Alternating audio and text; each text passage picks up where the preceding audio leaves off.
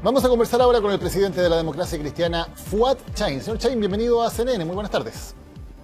Buenas tardes, Daniel. Gusto saludarlo. Igualmente, quiero partir preguntándole por el enredo que se ha armado en el tema de las acusaciones constitucionales en la oposición. Una parte de la oposición acusa constitucionalmente al exministro Mañalich. La DC dice que entonces queda stand-by la acusación al ministro del Interior. ¿Podría explicar el enredo? Porque la verdad es que es difícil seguirlo. La verdad es que tampoco puedo explicarlo porque, usted sabe, ya no soy diputado. De hecho, estábamos justo ahora en paralelo a esta reunión de mesa donde justamente el jefe de bancada iba a explicar la situación de las acusaciones constitucionales. Lo que sí le puedo decir es la información previa que tenía. Uno es que tanto el Partido Socialista como la Democracia Cristiana en la Cámara de Diputados plantearon que, en realidad, más allá de la pésima gestión que ha hecho el ministro o que hizo el exministro Mañalich, la responsabilidad política la asumió cuando tuvo que dejar el cargo, naturalmente. Al dejar el cargo asumió la responsabilidad política por una mala gestión de la pandemia, por haber apostado por la inmunidad de rebaño, que fue un fracaso, por haber planteado este tema de las cuarentenas dinámicas que no funcionó, por haber, evitado tener una política clara de trazabilidad con el involucramiento de la atención primaria de salud. O sea, todos sabían de que esto se ganaba en los territorios, no en los hospitales, con todas las complejidades que hay. Se fortaleció solo la red hospitalaria, eso funcionó bien. Creo que el fortalecer la red hospitalaria permitió tener una respuesta sanitaria, pero con un costo enorme desde el punto de vista de los contagios, desde el punto de vista del confinamiento, donde hay muchas comunas que todavía están confinadas y con muy poca trazabilidad. Entonces, hay un consenso de la mala gestión del ministro Mañalich, dejó su cargo. Entonces, la bancada de diputados de la Democracia Cristiana lo que planteó fue más bien, al igual que el Partido Socialista, un tema de oportunidad de esa acusación constitucional. Quienes quisieron llevarla adelante la presentaron igual, sin la firma de diputados del PS y la DC. ¿Y qué es lo que corresponde hoy día? Lo que corresponde es que los diputados voten de acuerdo al mérito. Ya está presentada la acusación, no se involucró ni al Partido Socialista ni a la Democracia Cristiana por las razones que les señalé.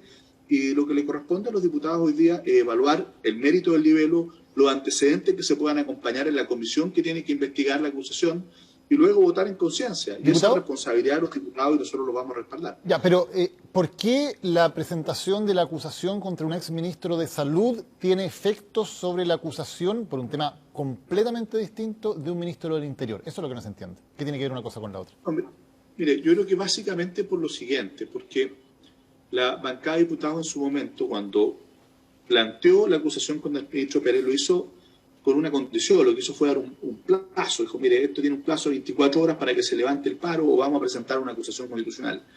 No a las 24 horas, a las 26, 28 horas se levantó el paro. Y por lo tanto, en su momento, la bancada de diputados de la Democracia Cristiana lo que dijo es, bueno, hay que evaluar la oportunidad, tiene sentido o no, más allá del mérito que tiene, presentarla cuando ya se levantó el paro. Y hubo una reunión de toda la oposición.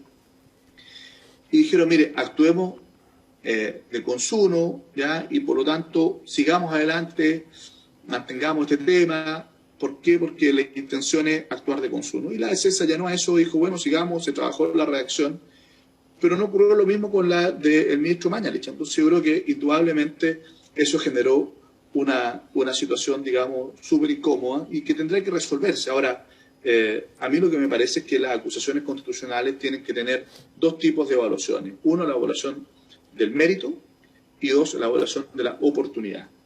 Y luego, ¿no es cierto?, que de presentada, la obligación de todos los parlamentarios es votar de acuerdo a los fundamentos de esa acusación constitucional. Yo no haría más cuestionamiento. Creo que realmente hay que desdramatizar el ejercicio de una acción de fiscalización, y así como hay acusaciones constitucionales, también hay otras acciones de fiscalización, y eso es parte del rol del Congreso. Diputado, pero claro, usted dice acciones de fiscalización, pero uno entiende una acción de fiscalización. Bueno, ya no estoy de diputado, así que sí, no pero es presidente del partido. Es presidente de uno de los partidos más sí. importantes de la oposición, entonces, aunque no le guste lo que están haciendo sus diputados, le tengo que preguntar nomás. A ver, hay acciones como la interpelación, por ejemplo, donde se hacen preguntas, se fiscaliza, pero una acusación constitucional es el grado más extremo de las responsabilidades que hay en el sistema político chileno, una cosa extremadamente seria. Significa sacar a una persona de cualquier cargo público por 5 años, no es menor. ¿No le parece que es poco serio la forma en que se está ejerciendo este tipo de acusaciones, casi al voleo, que ni siquiera se ponen de acuerdo entre ustedes, que se presentan a última hora, que no están de acuerdo de si se presentan o no se presentan? Parece poco serio, la verdad, la forma en que se está actuando en este caso. Mire, yo creo que no hay que meter a todas las acusaciones constitucionales en un mismo saco. Yo quiero recordarle que la acusación contra la ministra Donoso, también ha sido objeto de muchas críticas que afecta a la independencia del Poder Judicial, pero resulta que en la propia comisión que tuvo que investigar esa comisión se logró establecer que, sin leer los informes de Gendarmería, en menos de 3 minutos decidían otorgarle la libertad condicional como por defecto. ¿Ah? ¿Y qué es lo que ocurrió? Que personas que no habían tenido ningún tipo de rehabilitación, que no estaban preparadas para reinsertarse en la sociedad, quedaron en libertad y cometieron los mismos horrorosos crímenes que habían cometido antes por los que estaban privados de libertad. Y resulta que los ministros de los tribunales superiores de justicia son autoridades acusables constitucionalmente, lo establece esta Constitución. Y por lo tanto, pero le estoy preguntando por los ministros Pérez y Mañalich, señor Chang. Pero es que le estoy diciendo porque en general se plantea que hay como una irresponsabilidad y se mete a todas las acusaciones. Respecto a lo de Mañalich, ya le respondí, yo creo que aquí indudablemente había perdido oportunidad esa acusación constitucional, pero una vez presentada hay que votarla de acuerdo al mérito, y eso tendrán que analizarlo los diputados cuando se expongan los argumentos a favor y en contra. Y respecto al ministro Pérez, ¿ya? Yo creo que ahí sí había fundamento. Yo no tengo duda del fundamento. Nuevamente, la duda es la oportunidad. ¿Por qué no había fundamento? Porque una de las causales de acusación constitucional es dejar sin aplicación la Constitución a las leyes. Y aquí no solo nos aplicó la Ley de Seguridad del Estado, que podría haberse aplicado y cuyo único titular para poder ejercer esa acción es el Ministerio del Interior, sino que tampoco se aplicó la denominada ley antibarricadas, que fue impulsada por este gobierno, que fue aprobada con mucho entusiasmo por el entonces senador Pérez, hoy ministro del Interior, pero resulta que no hay ninguna querella invocando esa ley, donde una de las conductas sancionadas justamente es el impedir el libre tránsito por las vías públicas, como las carreteras. ¿Diputado? Entonces, los ministros están para cumplir y hacer cumplir las leyes, y cuando eso no ocurre, es perfectamente posible acusarlo. Ahora, una vez terminado el paro, yo comparto con usted, Daniel, en que probablemente hay otras acciones como las interpelaciones o las comisiones investigadoras que probablemente podrían ser más pertinentes. Le quiero cambiar de tema, diputado. Viene el plebiscito 25 de octubre, en eso la oposición no tiene problema, están todos unidos detrás de una opción que es el apruebo. Si gana esa opción, en abril habría elecciones de una eventual convención constitucional o convención mixta. En esa elección en particular, ¿en cuántas listas cree usted que va a ir la oposición? Porque probablemente la centroderecha vaya unida en una sola lista. ¿Cuántas listas podría tener la oposición y qué efectos electorales puede tener eso para esa eventual convención? Mira, Daniel, lo primero es muy importante que podamos ganar con alta participación y con una amplia ventaja con el apruebo del 25 de octubre. Creo que eso le da una fuerza enorme a todo este proceso. Creo que tenemos que blindar este proceso de cualquier crítica malintencionada que trate de afectar esta vía democrática, institucional, participativa, para poder resolver tensiones que tenemos en nuestro país sobre la visión de lo que tiene que ser nuestra sociedad, el rol del Estado, los derechos que se tienen que garantizar, la manera en que distribuimos el poder, etcétera. Eso es lo primero, esa es la orden del día. Luego, ¿no es cierto?, tenemos la responsabilidad política de no subsidiar a Chile Vamos. Resulta que si nosotros vamos en 4 listas, por ejemplo, vamos a garantizar que Chile Vamos tenga la mitad de la convención con 1/3 de los votos, o con cerca del 40% de los votos tenga la mitad o más de la convención. Por eso es que es muy importante que nosotros tengamos un justo equilibrio entre una eficacia electoral, es decir, tener pactos lo más amplios posible, y también la expresión de la diversidad.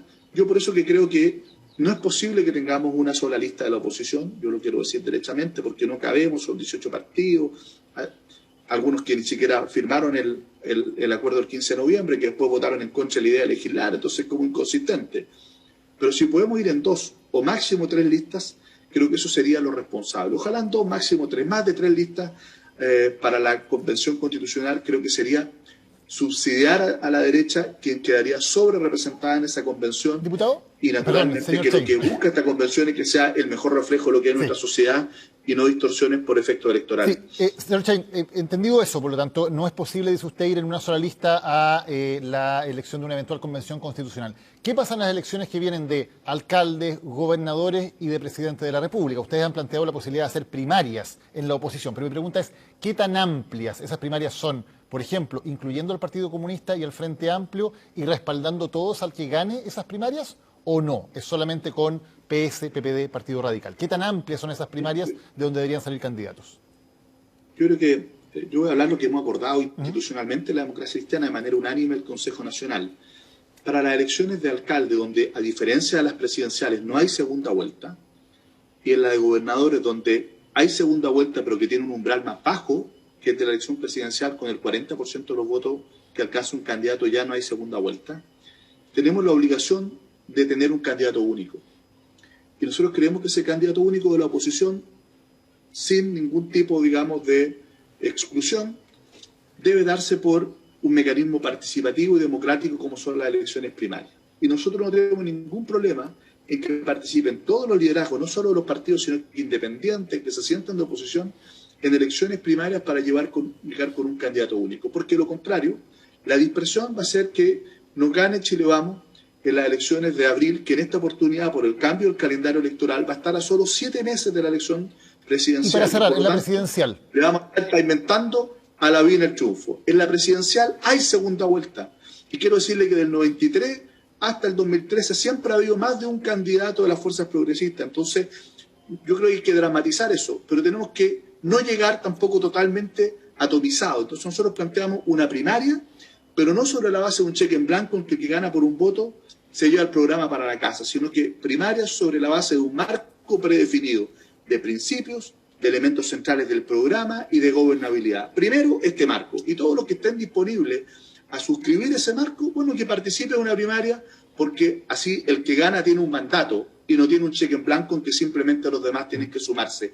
Eso, a mi juicio, no es serio, no es creíble, no es consistente. Y nosotros tenemos que generar una alternativa que aspira a ser mayoritaria, pero para eso tiene que ser creíble, consistente, coherente. Y eso es lo que hemos definido y, por lo tanto, ese es el mandato que tenemos para poder definir dentro de la oposición la candidatura presidencial, donde la democracia cristiana va a tener una opción. Muchas gracias por habernos acompañado hoy. Muy buenas tardes. Muchas gracias, que esté muy bien, Daniel.